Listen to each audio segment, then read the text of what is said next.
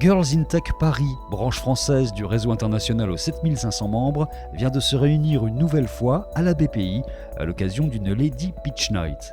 Être une Girls in Tech, c'est avant tout d'être une équipe, c'est faire partie d'un réseau, d'une grande famille, et c'est beaucoup de solidarité. Et la philosophie de Girls in Tech, je pense que c'est de se porter les unes des autres, de donner un maximum de visibilité à des filles qui ne le feraient peut-être pas sans avoir une plateforme comme Girls in Tech pour le faire.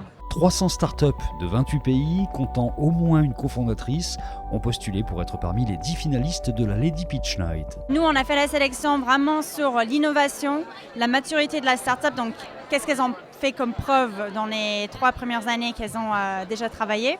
Et ensuite, est-ce qu'on croit vraiment leur business? On est la seule start-up française. On représente la France ce soir, et les RH et le B2B, parce que je crois qu'il y avait très peu de start-up B2B ce soir aussi. J'ai essayé de faire passer ma passion, de mettre le plus de dynamisme possible, ce qui me caractérise plutôt la plupart du temps, et surtout de faire passer un message très important, qui est que la transversalité c'est possible, s'inspirer de la réalité c'est ce qu'il y a de mieux, et que justement les femmes dans la tech peuvent réussir, et je crois que c'était important de faire passer ce message-là ce soir.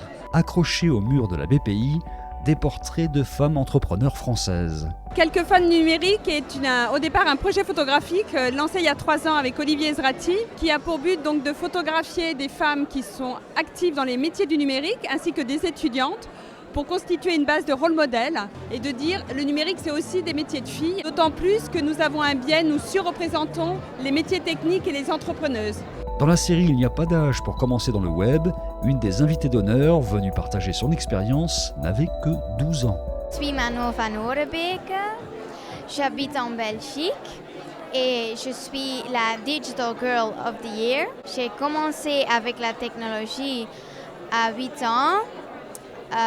Au premier Coder Dojo en Belgique.